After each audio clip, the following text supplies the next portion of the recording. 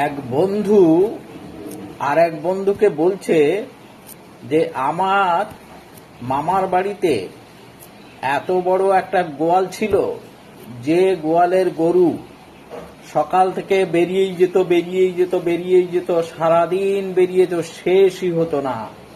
বুঝতে পেরেছিস? তাহলে কত গরু ছিল বোধ, আর কত বড় সেই গোয়ালটা ছিল। এই কথাটি শুনে দুটো বন্ধু বলছে, তাহলে শোন, আমার মামার একটা লাঠি ছিল, সেই লাঠিটা এত বড় ছিল যে সেই লাঠির মাথায় চেপে রোজ সন্ধ্যাবেলায় আমাদের বাড়ির মিনি বিড়ালটি ওই চাঁদ, আকাশের চাঁদকে চেটে চেটে খেত। তাহলে কত বড় সেই লাঠি ছিল বোধ।